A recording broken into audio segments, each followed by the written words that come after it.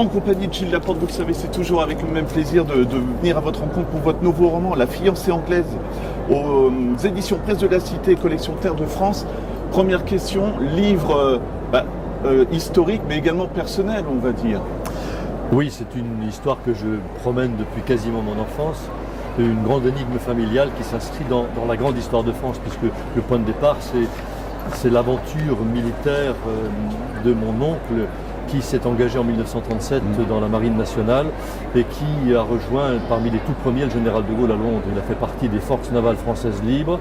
Il a servi sur un bâtiment prestigieux, le torpilleur La Combattante, qui a participé au débarquement de Normandie, le seul navire français d'ailleurs, et qui a été choisi ensuite, ce bâtiment, par le général de Gaulle pour rentrer en France et restaurer la République. Donc c'est un bâtiment mythique qui a disparu malheureusement en février 1945, coupé en deux par une mine allemande, et mon oncle a été perdu en mer du Nord, a disparu en mer du Nord à ce moment-là. Comment on réussit du coup à inventer, je ne sais pas si c'est une histoire vraie jusqu'au bout, ou alors comment on crée un petit peu ce lien entre histoire vraie et fiction? Ben là, c'est l'histoire elle-même qui s'en est chargée, l'histoire familiale en même temps que la grande histoire, parce que l'énigme que je présente dans ce roman est une énigme authentique, vraiment. Elle a occupé, même si toute la famille tentait de l'oublier pendant très longtemps, elle a occupé la famille jusqu'à aujourd'hui. D'accord. Je ne pouvais plus supporter cette interrogation permanente et j'ai écrit ce roman qui m'obsédait depuis des dizaines d'années quasiment. Je l'ai écrit pour justement dénouer l'intrigue.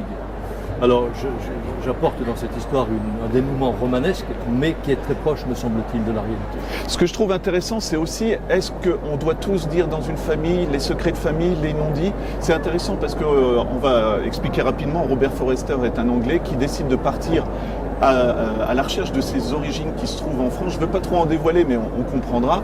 Et on voit que ça ne se passe pas forcément bien au début, finalement.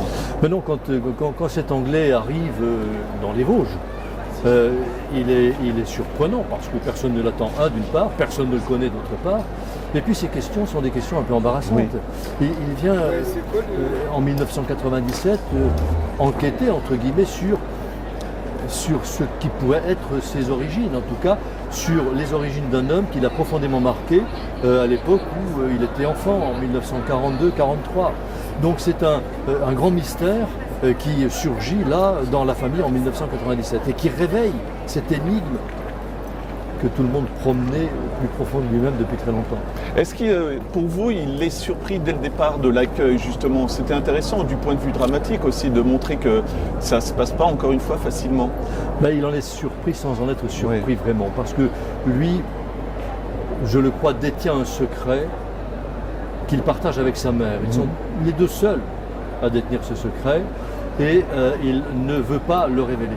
Sa mère lui a interdit de révéler ce secret. Donc il ne le révélera pas. Il ne l'a toujours pas révélé. D'ailleurs, là, aujourd'hui, historiquement parlant, il ne l'a pas révélé. Donc c'est une grande surprise pour tout le monde. Et je le pense aussi pour lui, parce que même s'il s'attendait à être reçu un peu froidement, parce que derrière, il y a une histoire un peu sombre, un peu difficile, un peu délicate en tout cas, d'argent disparu. Est-ce que c'est une histoire aussi de génération? Parce qu'on va se rendre compte un peu plus tard, lui va faire le voyage en France, mais il y a une autre partie de la famille qui va aller se rendre en Angleterre. Il y a quand même ce besoin de connaître la vérité finalement, encore une fois. Oui, c'est je crois ce qui habite tout être humain, et il nous ressemble à vous, à moi, à nous tous qui écoutez cet entretien et qui regardez ces images. Nous sommes tous préoccupés par notre origine. Nous avons besoin de savoir d'où nous venons pour nous situer dans le présent et éventuellement imaginer notre futur. C'est une exigence de chacun d'entre nous. Donc en cela, Robert Forster, cet Anglais mystérieux, nous ressemble à nous tous. Ce que je trouve aussi un autre personnage que je trouve intéressant, c'est Clément aussi, et sa femme, m'en voulez pas, son prénom m'échappe, mais ils vont vivre, parce que ça permet aussi de raconter ce qui se passe durant la Seconde Guerre mondiale. Ils vivent aussi une histoire d'amour, mais il y a quelque chose en plus, il y a encore un secret, notamment pour son épouse, si je ne me trompe pas. Clément et Louise, Voilà, ce sont deux personnages, non pas secondaires, mais pas tout à fait principaux. Ils sont très proches. Ils sont quand même chevilles dans l'intrigue, hein, parce que Clément fait surgir, dit les mots qu'il y a besoin de dire aussi quand il y a la visite. Je suis tout à fait d'accord, ils sont chevilles dans cette intrigue-là. Et ils vivent eux-mêmes une histoire qui est l'histoire qu'ont vécu nombre, là encore, il nous semble, nombre de familles françaises entre 1940 et 1945. Clément a été déporté en Allemagne, il est rentré complètement massacré, cassé. Louise, il s'est évadé, il est parti en zone libre, à pied, depuis l'Allemagne. Sa femme, ils étaient fraîchement mariés, ils se sont mariés le mois même de la déclaration de guerre. Sa femme l'a rejoint là-bas, elle aussi en prenant des risques énormes, elle a franchi la ligne de démarcation dans des conditions très très difficiles. Donc c'est une autre histoire dans l'histoire, mais qui vient renforcer l'histoire principale parce qu'ils en sont, comme vous le disiez, des personnages presque principaux eux aussi. Voilà, et encore une histoire fois... d'amour. Voilà, c'est ça. Et il y a une vraie histoire d'amour, mais je ne veux pas le révéler aussi, mais pour Louise, il y a encore quelque chose d'autre. Ce que j'ai trouvé intéressant, c'est qu'il y a beaucoup de secrets finalement dans ce roman.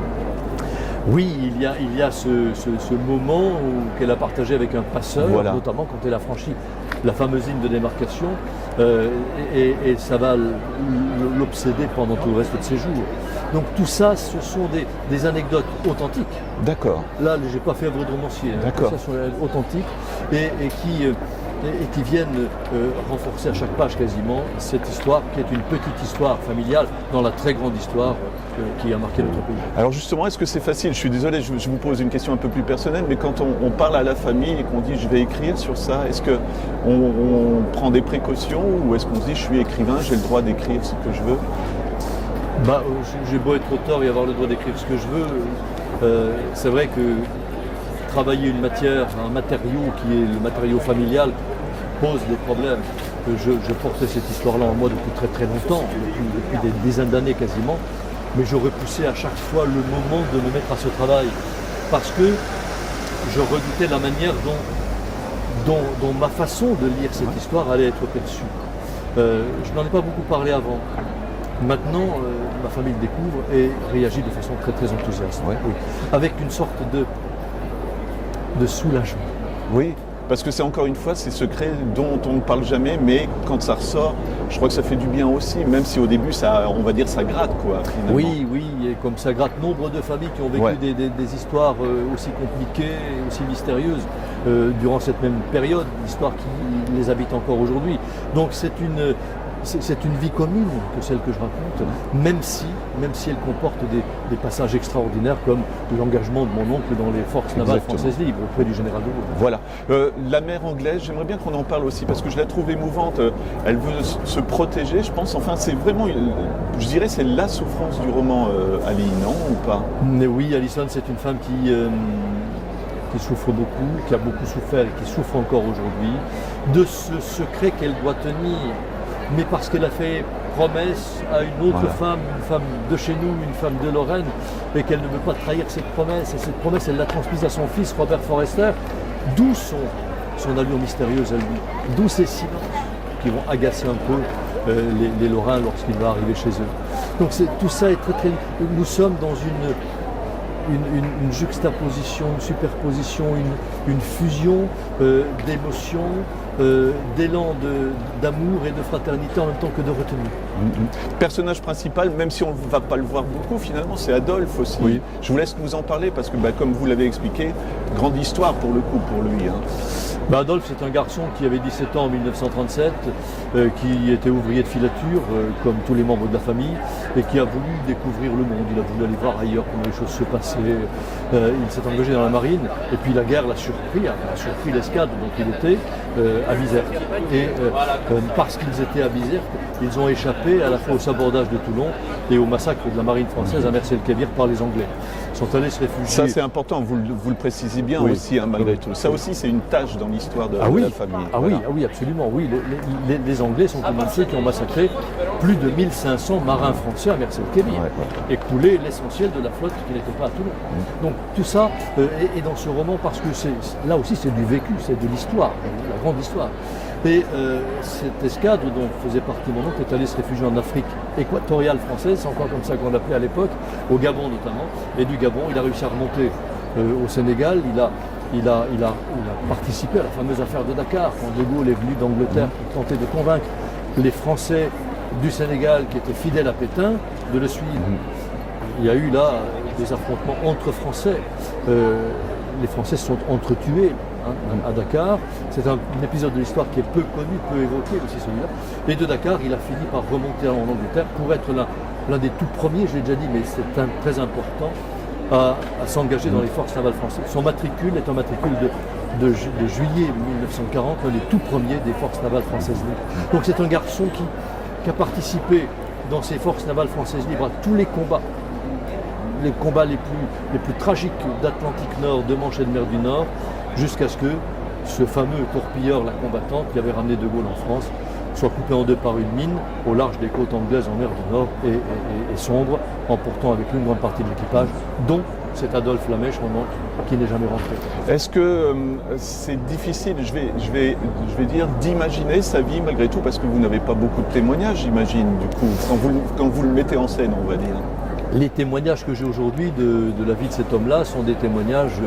je me souviens de ce que me racontaient mes parents. Ma grand-mère, sa mère, qui, lorsque j'étais chez elle, j'y étais très souvent, j'y étais toutes les semaines, j'allais passer 2 ou 3 jours chez elle. Lorsque le soir, je disais à ma grand-mère, dis ma mère, pourquoi est-ce que tu fermes pas la porte? C'est très émouvant.